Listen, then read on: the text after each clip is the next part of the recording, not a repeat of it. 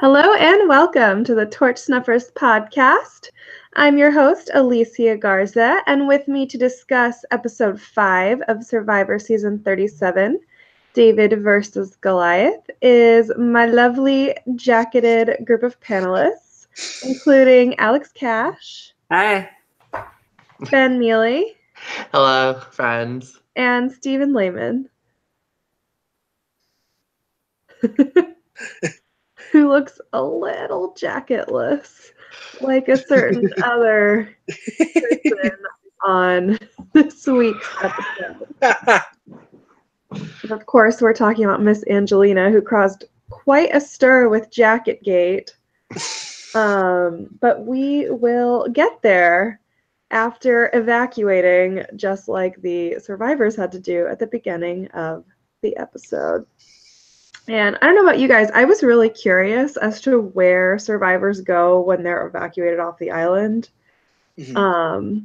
Because, of course, one of the things about Survivor is you're not really supposed to have comforts or food or anything as you prove yourself. So Jeff actually did an interview and answered my question. It's like we had ESP and knew. So apparently these castaways went back to base camp, and they stayed in like sparse accommodations with no comfort at all. And what made matters worse is that they were on a silence, no talking lockdown for 2 days. Guys, I don't know about you. How would you handle that? Because I would not do well.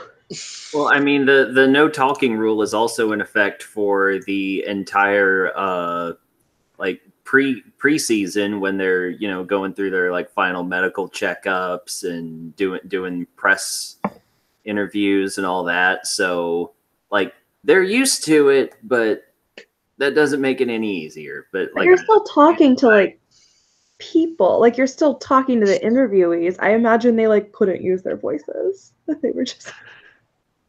Well, I'm betting that they had like a show psychologist on hand who was just like, if anybody needs to talk for a few minutes just to like not go crazy, come and see me.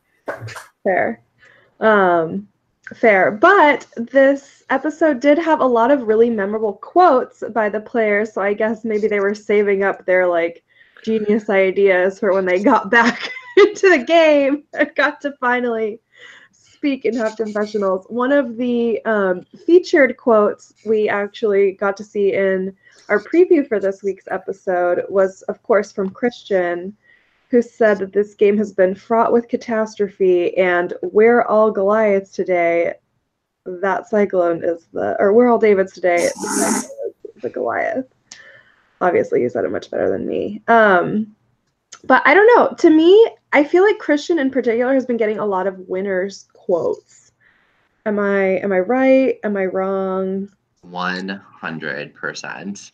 I don't think that anybody can really have predicted that Christian, out of anyone in the cast, the embodiment of David, is so easily able to integrate into the dynamics that he's been brought into.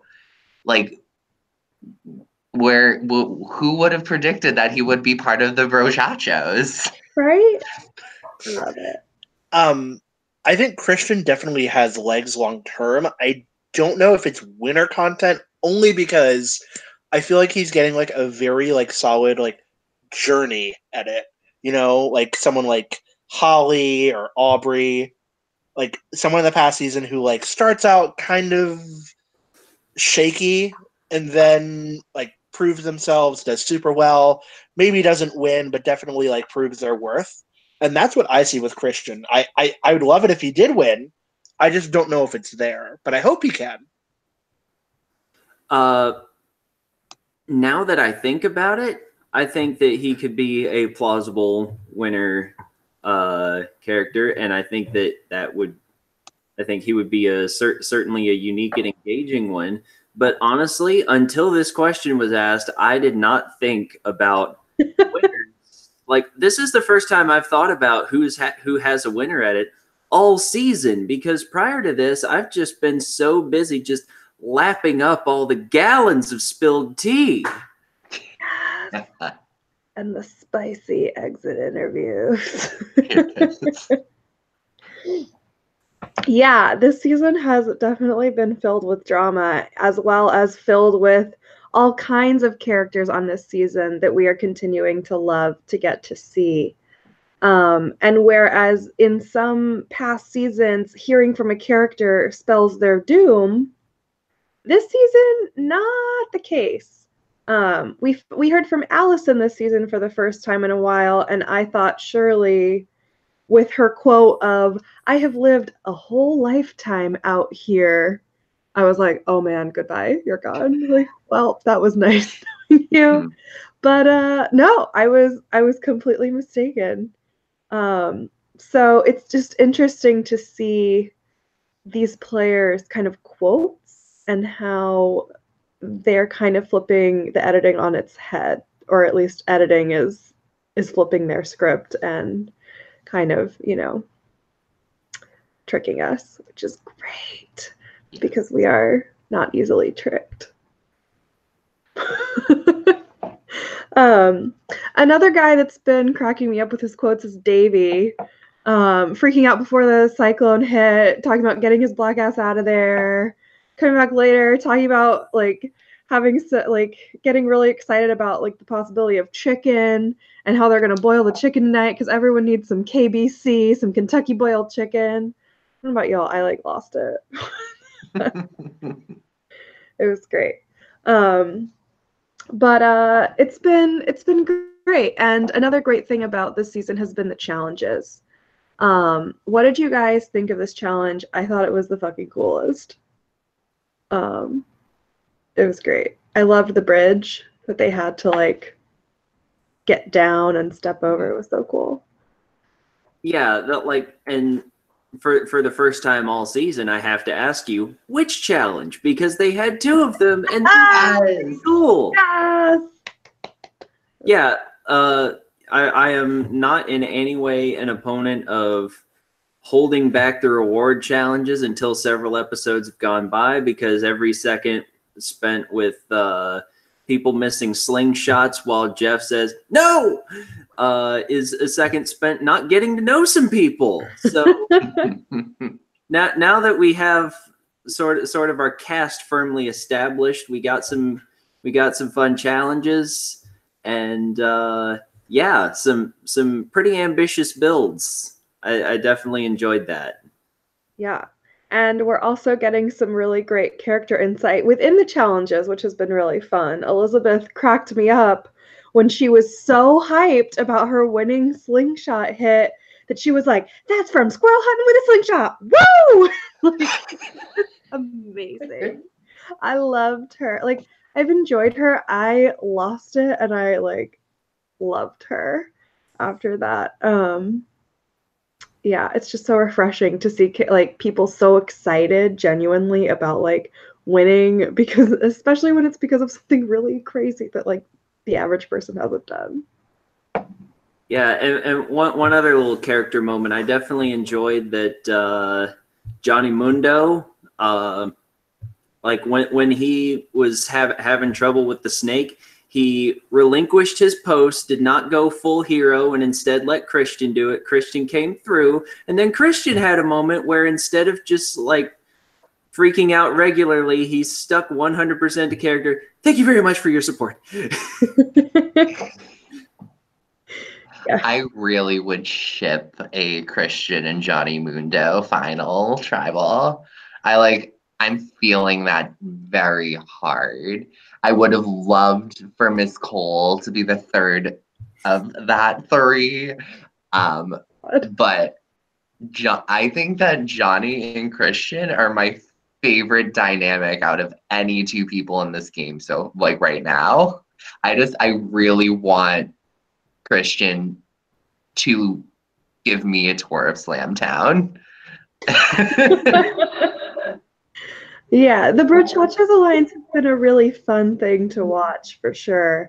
And I know that we adore John and Christian. I'm curious what y'all think about Dan and this brochachos mix. Steven, you are shaking your head.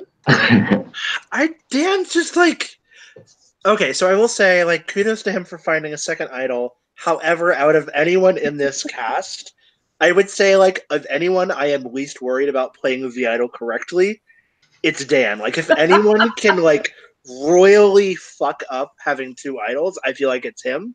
Because, like, he had a confessional about how he's playing so great because he found two idols. Like, sweetie, oh, this isn't a scavenger hunt. Like, you're not, like, just trying to find... It doesn't find the idol. Like, but I don't know. If he starts, like, being a little bit more cognizant of his surroundings, because he seems a little unaware, I think is my problem with him. He just seems sort of like his head is up in the clouds.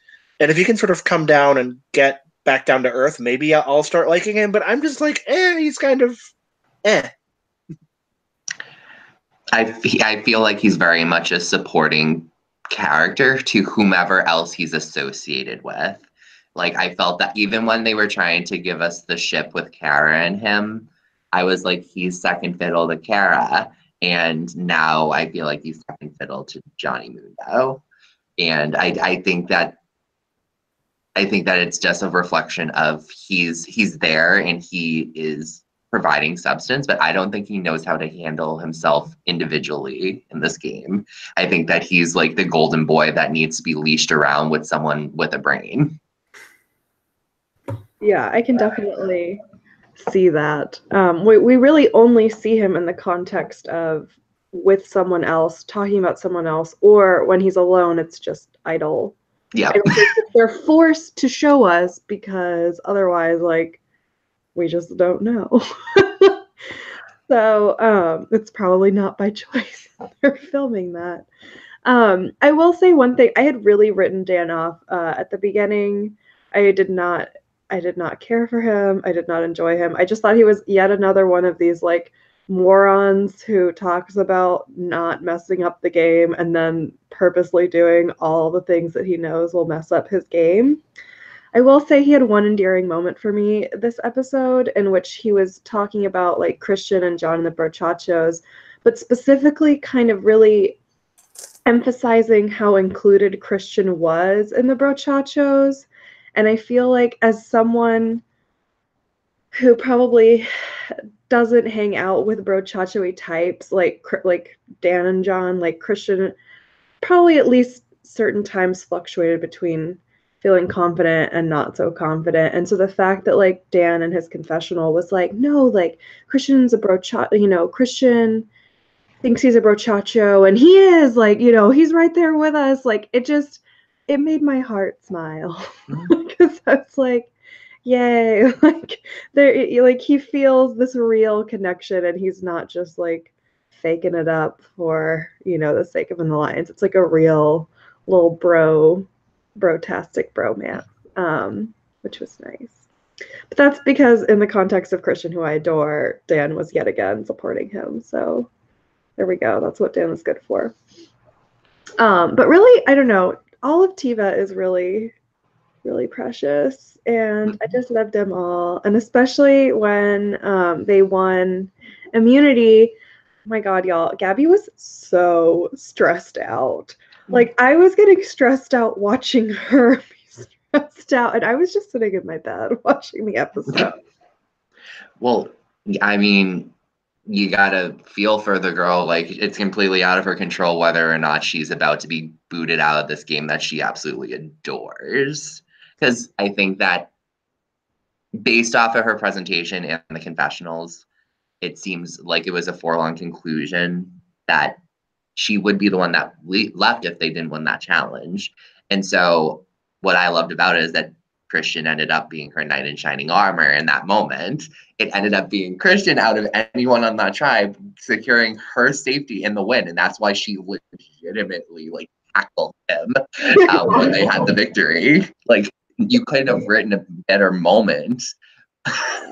It was great. Although I will say the preview for the upcoming episode kind of changes my perception of Gabby's place on the tribe. We see Allison, coming to Gabby and talking about working with her and seeming to be pretty serious. So I've got to wonder what will happen. But for now, it was nice to see them all pull through and just really be like a fairly united, enjoyable tribe. It's been great.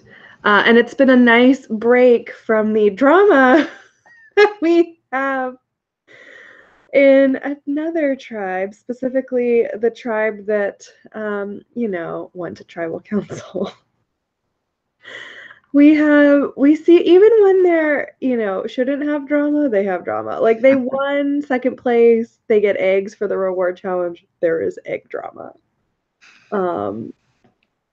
I don't know. And we've seen like some competing, I think, things from that. The edit would have us believe that Natalie is just steamrolling over everyone and ignoring everyone. And like they have good ideas, but she has, quote, better ideas. And then we hear from Natalie in her interview, and that kind of tells a different tale. Stephen brought that to our attention. Yeah, and Stephen, what did you think of Natalie's answers? Can you kind of give us a little brief overview of what she said about her edit and what you make of it? Yeah, so Natalie, at least in some of the excerpt interviews I saw, definitely was not thrilled with the bulk of her edit, it seemed. She definitely like acknowledged that there were parts that like, were as they were, but she definitely made it sound like she was not necessarily unfairly demonized, but they definitely painted her in a lot harsher of a light than she actually was. So Natalie like made points about like how she was the only one who knew how to make fire, or the whole egg situation or the whole jacket situation, and that a lot of it was very one-sided. So and there was a quote she said that I remember. It was something to the effect of, she had a lot more fun playing the game than she did watching it. So you almost kind of had to feel for her in a bit, because like she's a big fan of the game. So for her to like say that, like, damn, like, you kind of, at least I don't know about anyone else, but I definitely felt for her a bit when she said that. It's like, oh, that's kind of, it reminds you that even the like most like cartoonish or outlandish villains that they cast on the show are still like very real people. Right. And I think that the struggle that I have is like a lot of the conflict that was shown with her. Many people that lived it firsthand with her all had the same perspective of her. So that's kind of why, like, if you have an abrasive personality, but you don't believe you're abrasive, you're not going to like sitting through seeing yourself secondhand being abrasive. So I feel for Natalie, because like, yeah, that edit was rough, but at the same time, she also did present herself that way and was recorded in those moments. And like, we have, like, especially with this episode, a couple of situations, like especially with the eggs, what leg does she have to stand on when she's arguing with someone that went to culinary school? Like, sometimes you have to bite it and realize you may have a domineering type A personality, but you're not the expert in this situation. You're just giving an opinion because you are comfortable giving your opinion in that way. Yeah, although Natalie talked about how they'd been struggling to get fire all week, and they finally had like, I don't know if it was like one little fire starter set left or like what it was, but it seemed as though there was only going to be one more fire for the foreseeable future. And that's why she wanted to cook all the eggs, because she was worried they would never get fire again to cook any of the other eggs. So I feel like maybe the truth is somewhere in between the two accounts, that, Natalie, who we did see not be the most perceptive person about, self-awareness, you know, you start to believe her as she's telling this, and then you remember what you saw, and you're like, oh, but she really did say those things. They didn't just like add a voice actor and like have them follow her lips. Like she really did say all of the stuff in that tone and with that delivery, you know, that we were a part, you know, we witnessed via the episode. So, I don't know. It was a mess. It was a complete mess the whole time, and it got even messier somehow at Tribal Council because we had what I coined originally as Jacket Gate, and then I saw it referenced as Jacket Gate in a follow-up article, and I got really excited because I wrote Jacket Gate on my notes. Yeah, Steven? Did someone say jacket? Yes. Oh my God, Steven, you jealous? So like, can I have any of your guys' jacket? Anyone? Anyone? I think personally for me, my favorite part about the whole jacket gate was Angelina's confessional right before Tribal, where it might have been a bit of like Franken editing, but it was her confessional where she was processing the vote and she was like, I'm at a pivotal point in this game where I'm like considering like, who do I want to take the merge? Who can I trust? Can I get this jacket? Like it really felt like a parody of Survivor. That like she was like, I don't know if that was actually like just her like saying that in that string of thought, or it was just like added on. But like if it was added on, congrats to the editors, because that was possibly my favorite quote of the episode. But like if not, like I think what I love about this cast is that they're so human, and that like every single vote out has felt like it's been some level of like human conflict, and that they just don't like each other like when they're voting people out. Like last week with Natalia, we saw the very real reaction.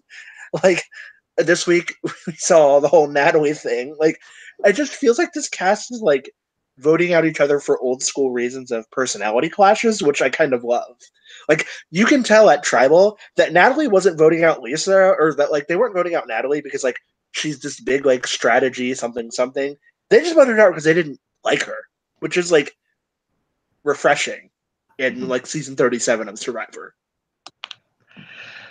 I love the fact, like the thing that I love about Jacket Gate is that Natalie got all of the heat for Jacket Gate originating from Angelina.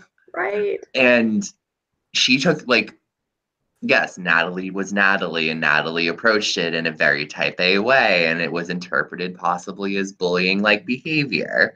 That can be acknowledged. But I really can appreciate it, and I granted this is probably partially so that she could get the fucking jacket, excuse my language, but for her to take ownership of the jacket thing at Tribal Council and flat out be like, yeah, Natalie did all of that because I'm a cold person. And like, yeah, of course, everybody other than Natalie knew that her coffin was sealed, but I really like, I can appreciate that piece of humanity where they really take themselves out and they say like, yeah, she did that and she approached it in a poor way, but that was because she was actually trying to be a good person. Like her intention was good. It was just her execution that was poor. Yeah, and it's also worth pointing out that it's not bullying, it's blackmail. That's two different things. And also it would, yeah, it's more of a, it's more of the kind of thing where, you know, I could understand asking somebody to like leave their jacket, but that's if they were going willingly. Yeah, it just, you know, there's it's a little subtle difference. Things that get lost in the mix when everything about you speaks power. Yeah. I don't know. Ben, jumping kind of off of you, I actually didn't respect Angelina for what she said about the jacket originating with her in tribal council.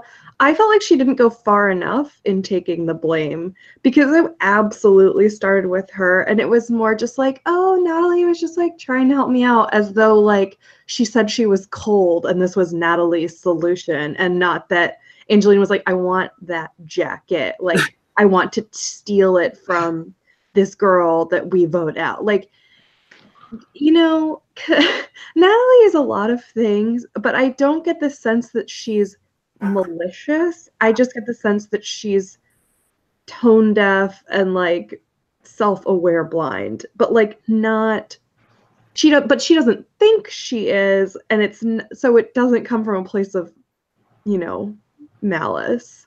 It does come from a place of love, like Angelina said. I just don't feel like she went far enough, which I get, because in the game, obviously, you don't want to be like, yeah, guys, it was actually me. And like, but I don't know. I hope that like somehow she has to own up to it later, like when she gets voted out or some, you know, after the season's over. Because I just didn't like it.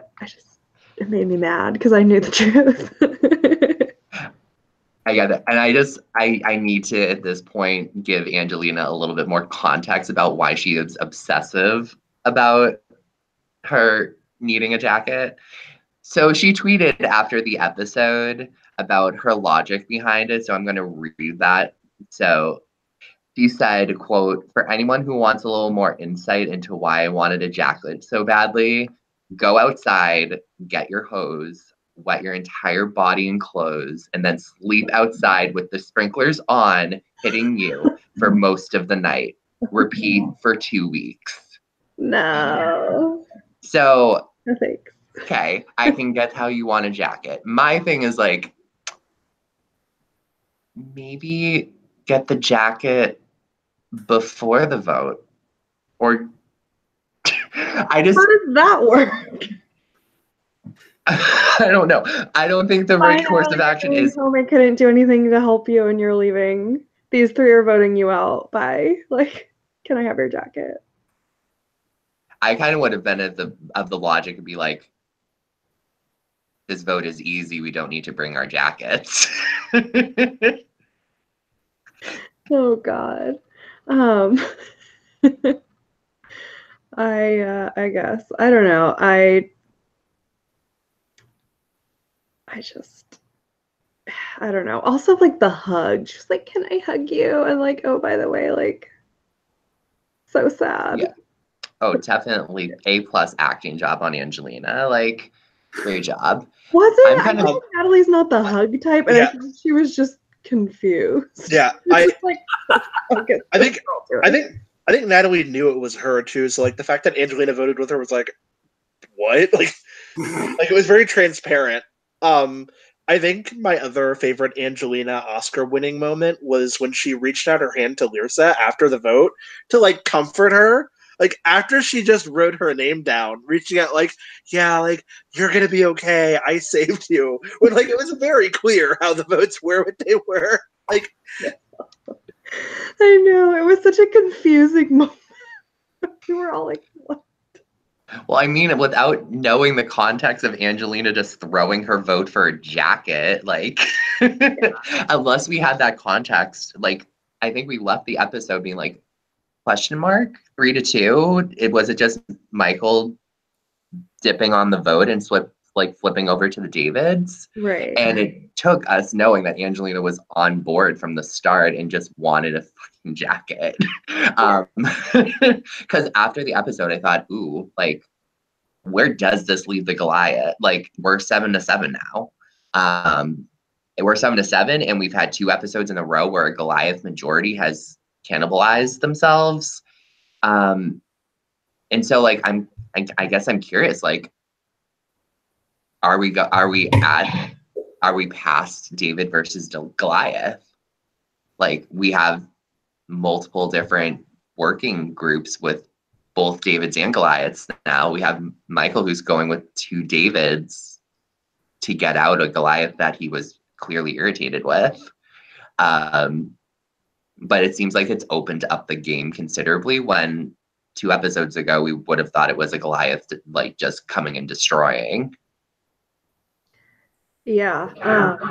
I think with the tribe swap happening earlier than it was intended with B's dropout, like I think it's very much shifted into like a alliance-based game and less of an initial tribe-based game, because at this point they've spent a lot of time apart with completely different, smaller tribes that one could argue you form tighter bonds with when there's less people. And a smaller group becomes easier to manage kind of from an alliance perspective. So it'll be fun to see it continue. I feel like merge has to be semi-soonish, right? Based on the numbers. Not next week. The 13, then that's 1 episode away. Yes. So yeah, if they keep the merge at 13, we're at 14, so this theoretically would be the last pre-merge episode. ooh. I just love this season because we don't know what's gonna happen. Like, we really can't say, like, we really, in like the last couple, like, few years, with like, at least we had a direction of like alliances that are in control at this point in time and things like that. But we really don't have much guidance on like anybody that has any solid footing, because anybody could be at risk if they were to drop buffs and it was merge. We just don't know what would end up happening. And I love that. I love that this season is just playing out in the way that it is. Yeah, it's been great. Although when you said that, I don't know why, but like Nick being the winner just popped into my head, because I realized he's had some sort of interesting and meaningful like camera time in each episode, including when he kind of stood up for himself with the whole jacket thing and didn't give in to terrorism or didn't negotiate with terrorists. I was just like, no, I'm keeping my jacket. So I don't know. We'll see. It'll be exciting to see. Any last soapboxes we want to stand on? Anything we want to add before we end the episode? Don't buy fur, kids. Nice. Oh, one thing I wanted to add. So, as kind of like unbelievable as Angelina's, like, Natalie, oh no, what's happening? Can I have your jacket at Tribal? It was not successful. We've seen a really successful fake reaction in winner Sarah, who got the legacy advantage sent to her by someone that she voted out just because she pretended like she was shocked by the vote. So there is precedent for it happening. Unfortunately, Angelina just didn't pull it off nearly as convincingly, I guess. So. Can I'm curious with you all. I'm curious if any of y'all have a winner pick at this moment. Like, I could certainly believe Nick, just because like I kind of see in him like a little bit of an Adam kind of thing going on, where it's like, people think he's sneaky, probably the multiple named alliances he's come up with, are going to land him in some hot water at the merge, but I could see him pulling through. I like it. Yeah, like I can see Nick. I think the problem is that like there's certain people we really want to be the winner versus like, can they be the winner? Like everyone's on the Christian train. Can Christian make it to the end? Because he's frankly just too likable and like too charming and too like good at bonding with this cast. He's such a threat, and I feel like people will notice that if they haven't already. So we'll see.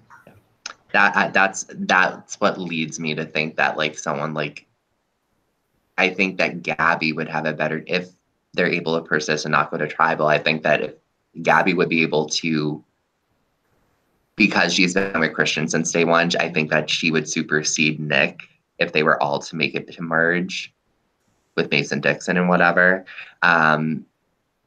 I think that she would have a better chance because everybody's going to see Christian and be like, hey, this nerd is like really smart, but also really connected to everyone. I think that that's going to shine, and he's going to end up being targeted for being so well liked, which I mean, I don't think anybody saw day one that that would be the case. But someone like Gabby, who is a little disconnected from that whole network, may be able to reap the benefits of Christian making all of those inroads. I don't know. She's dark horse in it for me. She's not a winner pick, but she's my dark horse. Okay. Fair. She's pretty rootable. Yeah, I don't. There's just so many like great people. I just love it. And apparently, like Jeff was talking about how casting just kept going back and being like, okay, like let's just find one more like really great person, and like just kept saying that over and over again. And that's why we ended up with this incredible cast of all like really great people. And Jeff too thought Ms. Cole would be a first boot and actually hesitated to cast her because he thought she would be too easily first boot material, and he was wrong, and he was really happy that she was cast, as were we. I'm ready for her in another 3 or so seasons, let's be real. Oh no. I would be here for a more self-aware Natalie for sure. Like a kind of a second chances Natalie where she broadens her horizons a little bit. Yeah, but that would of course be like going against everything Natalie stands for. So I don't know. Yeah, but I wouldn't mind if a lot of this cast came back actually. Can we just let's bring them to another island other than Fiji and do this again, maybe without all of the weather scares. Right? I feel like if the weather didn't play in the way it was, this game may have turned differently. Like we're not really used to the amount of like production intervention that we've gotten so far in this game. So yeah, we got it. Sometimes being silent for 2 days straight can make your mind think differently. Very true. Yeah, and Jeff talked about how they seem to have like a renewed sense of purpose once they got back in the game and were out of sequestration. So hopefully that will carry on through the next few episodes at least, and then they'll keep hitting milestones like merge and, you know, like loved ones that'll keep them feeling this way all the way to the end, so we get blessed with amazing television. But yeah, so here's hoping to another incredible episode next week. And until then, have a great life.